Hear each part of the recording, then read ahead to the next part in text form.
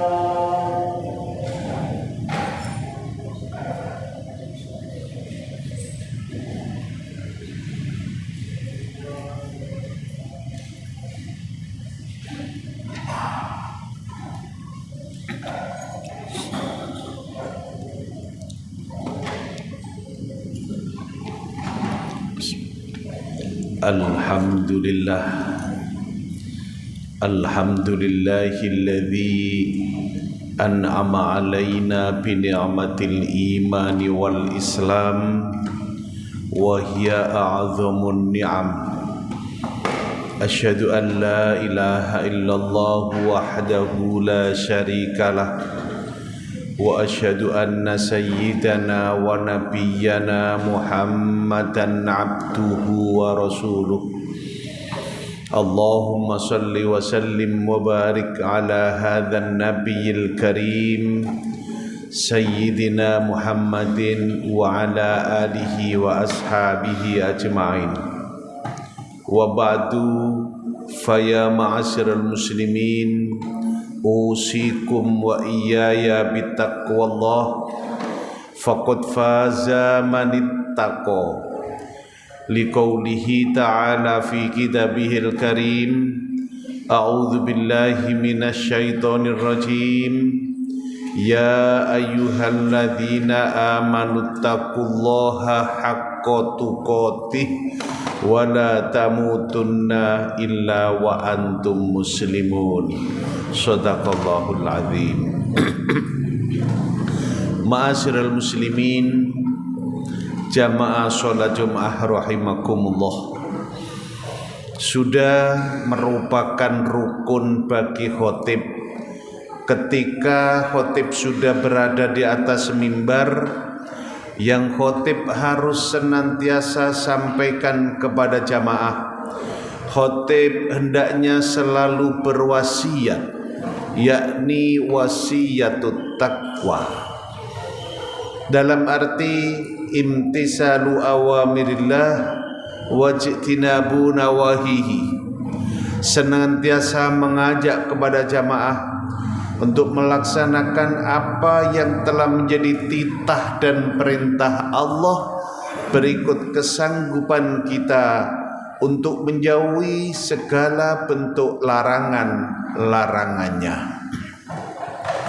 Ma'asyiral muslimin, jamaah sholat Jumat rahimakumullah, kalaulah lidah kita ini sudah tidak bisa merasakan manisnya gula, tidak bisa merasakan manisnya madu, tentu yang bermasalah bukan gulanya, bukan madunya, akan tetapi bisa jadi yang bermasalah adalah lidah kita sendiri. Kalaulah apa yang ada di hadapan kita, ketika kita memandang, ketika kita melihat, yang kita lihat menjadi kabur, menjadi buram,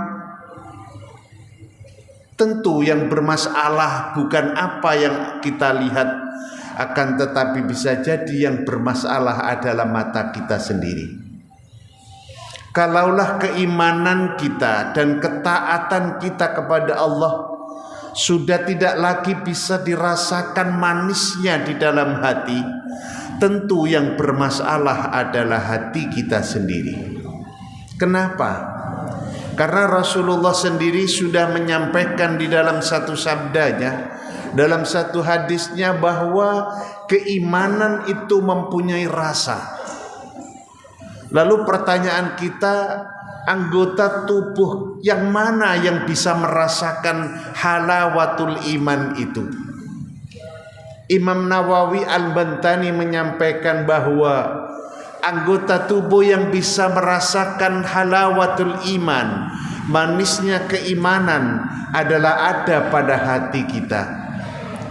Maka Imam Nawawi menyampaikan istihlalut ta'at wa tahammulul masyaqqat fi talabi mardhatillah.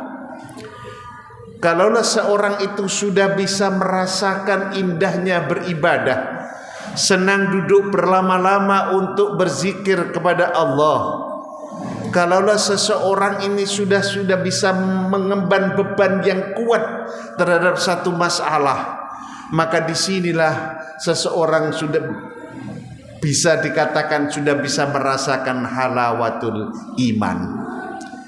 Dan tidak cuma Imam Nawawi yang menyampaikan hal semacam ini, Sayyidina Utsman bin Affan juga menyampaikan, lau tauhurat qulubukum lama syabiat min kalami rabbikum. Kalau hati kita ini bersih, maka kita tidak akan merasa kenyang untuk senantiasa berinteraksi dengan kalam-kalam Allah. Semakin bersih hati seseorang, ia akan semakin senang untuk duduk berlama-lama untuk membaca Al-Quran. semakin bersih hati seseorang, ia akan semakin senang untuk mengkaji, untuk memahami, untuk menghafal dari kalam-kalam Allah. Semakin bersih hati seseorang, ia akan semakin senang untuk mendengarkan kalam-kalam Allah atau Al-Quran. Ma'asyiral muslimin, jamaah salat Jumat rahimakumullah. Sehingga kita diberikan satu resep oleh Rasulullah, kalau kita ingin bisa merasakan halawatul iman, nikmatnya keimanan ini bisa kita rasakan, maka Rasulullah memberikan resep kepada ada tiga resep. Ada 3 poin yang diberikan oleh Rasulullah. Kalau kita ini ingin menjadi manusia, hamba-hamba Allah yang bisa merasakan halawatul iman. Salasun man kunna fihi wajada halawatul iman, kata Rasulullah. Ada 3 hal pokok. Apabila seseorang ini bisa mengkondisikan 3 hal inilah, seseorang akan bisa merasakan manisnya keimanannya. Yang pertama, kata Rasulullah, seseorang yang bisa merasakan halawatul iman, manisnya iman, adalah Allah wa rasuluhu ahabba ilaihi mimma siwahuma. Mencintai Allah, mencintai Rasulullah ada dalam posisi yang paling atas. Ia tidak mencintai selain Allah dan Rasulnya yang bisa mengalahkan cintanya kepada Allah. Kalau ada seorang suami mencintai istrinya, wajar.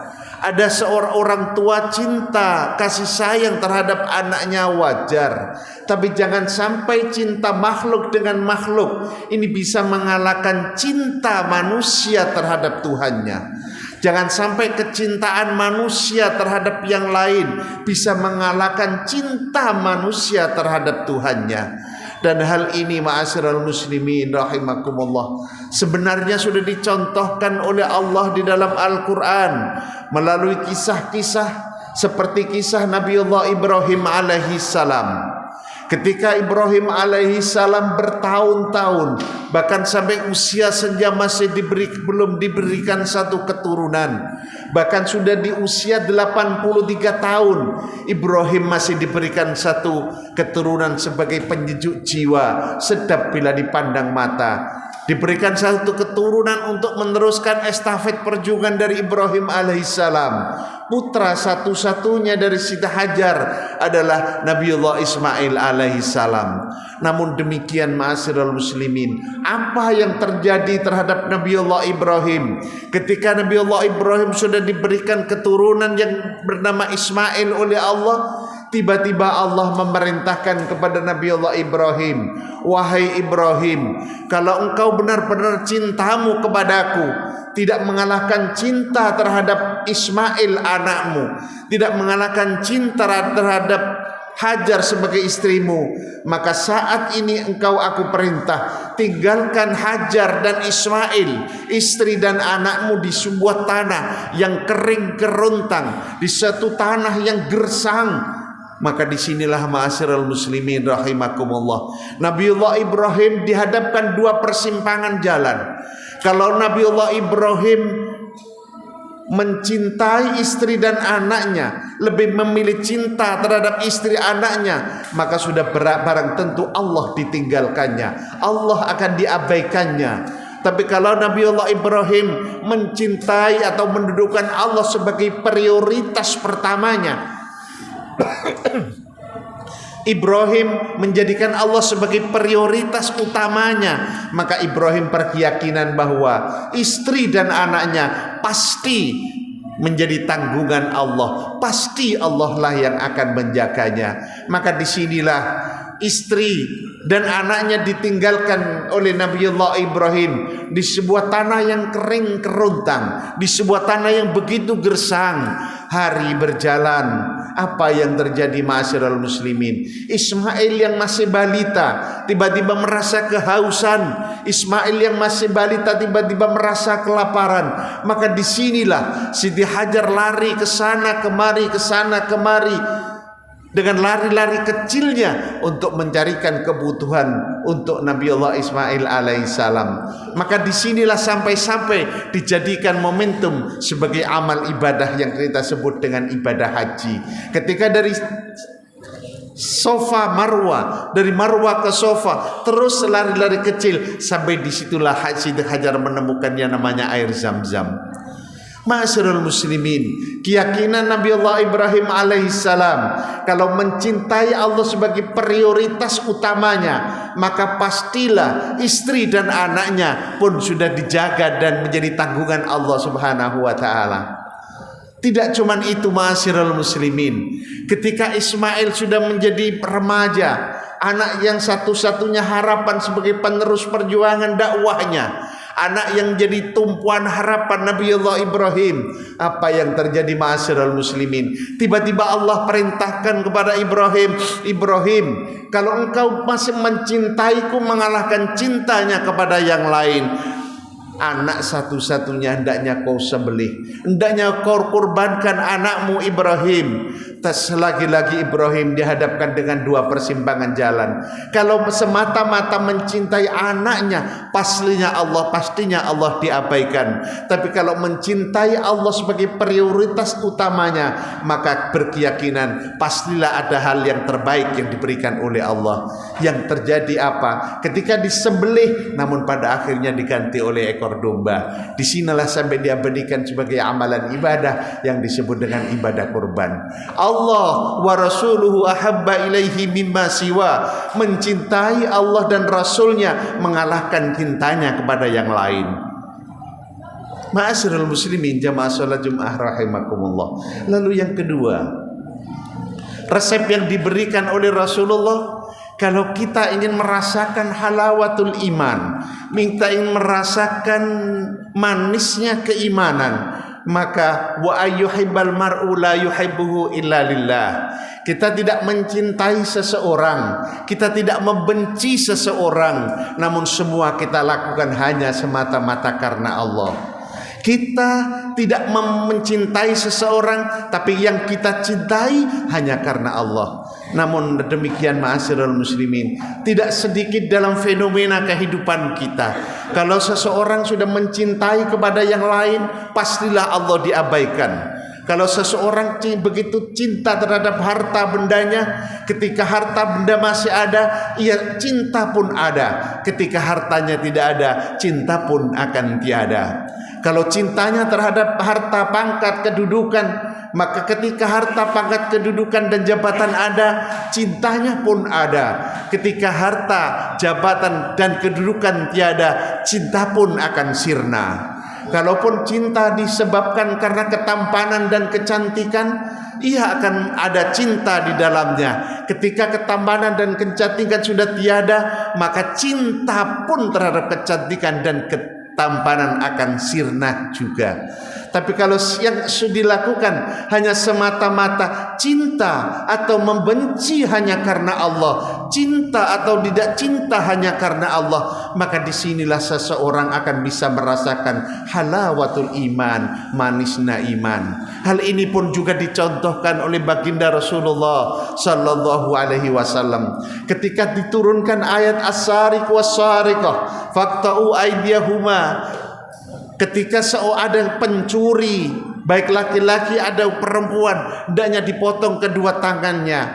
Tapi kemudian apa yang disampaikan oleh Rasulullah? Lau saraqat Fatimah laqata'tu yadaha.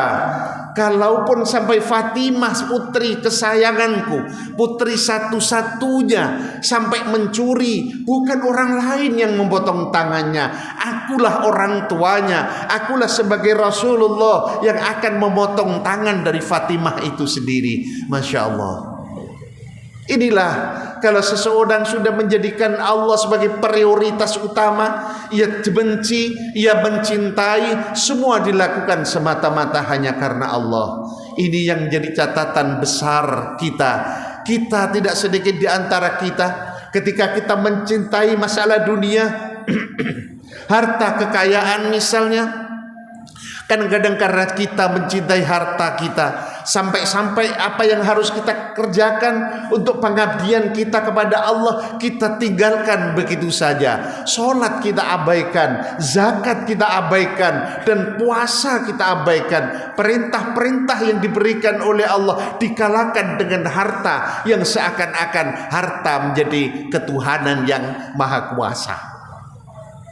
Harta menjadi satu-satunya kalau seseorang menjadi cinta terhadap masalah duniawiyah. Tapi kalau cintanya kepada Allah, meskipun dihadapkan dengan musibah, bencana, malapetaka, ia berkeyakinan bahwa semua adalah sudah diberikan oleh Allah, ia akan hadapi dengan sabar dan tawakal. Ketika kita cinta terhadap Allah, terhadap harta, kemudian kita berkeyakinan bahwa harta adalah merupakan satu amanah, maka titipan Allah berupa harta, pangkat, jabatan, dan kedudukan itu pun kita senantiasa mensyukuri amanah macam ini. Ma'asyiral muslimin, jamaah sholat Jumat rahimakumullah. Inilah yang dikatakan halawatul iman, manisnya keimanan seseorang. Lalu yang terakhir kata Rasulullah, kalau kita ingin merasakan nikmatnya iman, wa ayyakraha ayyauda ilal kufri. Kalau kita merasa pernah melakukan satu kemaksiatan, kita merasakan perbuatan dosa, kejahatan, kemudian kita tinggalkan, berkeyakinanlah jangan sampai kita ini mengulangi dosa-dosa yang kita lakukan. Kalau kita berkeyakinan dan kita jauhi benar-benar kemaksiatan yang kita lakukan, seberapa besar dosa yang kita lakukan, maksiat yang kita kerjakan, seberapa banyak kejahatan yang kita lakukan, ketika kita hapus dengan pertaubatan kita kepada Allah, istighfar kita perbanyak, seberapa besar dosa itu, Allah pasti akan memberikan satu ampunannya kepada kita. Ma'asyiral muslimin, jamaah sholat Jumat rahimakumullah. Bukankah kita banyak yang sudah mendengar bagaimana kisah tentang ahli sihirnya Raja Fir'aun yang ketika dihadapkan dengan Nabi Allah Musa alaihi salam, apa yang terjadi di sana? Ketika perang antara si ahli sihir Fir'aun dengan Nabi Musa, ternyata ahli sihir Fir'aun dikalahkan oleh hanya tongkatnya Nabi Musa alaihissalam. Kemudian ahli sihir ini mengatakan, amanna bi Rabbi Musa wa Harun. Saya beriman kepada Tuhannya Musa, saya beriman kepada Tuhannya Harun. Asyhadu an la ilaha illallah. Hal semacam ini ma'asyiral muslimin sampai-sampai terdengar oleh Fir'aun, satu-satunya penguasa, satu-satunya raja di raja yang ada di Mesir saat itu. Apa yang terjadi? Keimanan ahli sihir belum 1 tahun. Keimanan ahli sihir terhadap Tuhannya Musa dan Harun belum 1 bulan. Keimanan ahli sihir terhadap Tuhan Musa dan Harun belum 1 minggu. Keimanan ahli sihir Musa dan Harun masih dalam tatanan 1 hari. Terdengar oleh Fir'aun. Kemudian dipanggillah ahli sihir ini oleh Fir'aun. Apa yang terjadi? Para ahli sihir ini ditanya, apa benar kamu mengimani Tuhannya Musa dan Harun? Mereka mengatakan, iya, saya beriman kepada Tuhan Musa dan Harun. Saat itu pula kedua tangannya dipotong, kedua kakinya dipotong, bahkan dibunuh saat itu pula. Untuk mempertahankan keimanan, belum 1 tahun, belum 1 bulan, belum 1 minggu, hanya hari itu dia sudah dihadapkan dengan kematian yang harus ia terima. Masya Allah. Kita yang saat ini sudah beriman mulai kecil sampai saat ini, kalau kita ingin merasakan halawatul iman, marilah kita coba apa yang pernah kita lakukan, baik kesalahan kita kepada Allah, kemaksiatan, kemungkaran, kejahatan, kita bertaubat kepada Allah, dan yakinlah pasti Allah akan memberikan ampunan kepada kita. Ya ibadiyalladzina asrafu la taqnatu mir rahmatillah innallaha yaghfiru dzunuba jami'a. Inilah janji Allah. Jangan kamu berputus asa untuk mencari rahmat Allah, mencari ampunan Allah, mencari ridho Allah. Ketahuilah Allah Maha Pengampun dari semua dosa-dosa yang kita lakukan. Barakallahu li wa lakum fil Qur'anil ladzim wa nafa'ana wa iyyakum lima fihi minal ayati wa dzikril hakim wa taqabbala minni wa minkum tilawatahu innahu huwal ghafurur rahim wa qur rabbighfir warham wa anta khairur rahimin.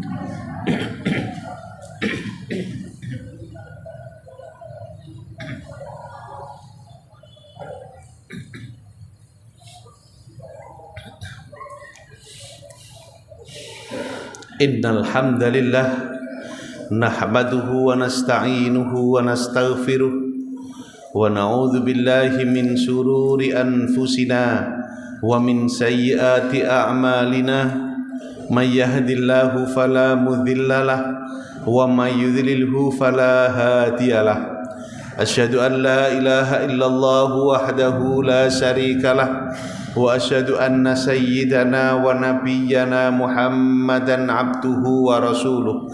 Allahumma salli wa sallim wa barik ala hadzal nabiyil karim sayyidina Muhammadin wa ala alihi wa ashabihi ajma'in. Wa ba'du fa ya ma'asyiral muslimin ittaqullaha haqqa tuqatih wa la tamutunna illa wa antum muslimun. Kama qala Allah ta'ala fi kitabihil karim. A'udzu billahi minasy syaithanir rajim.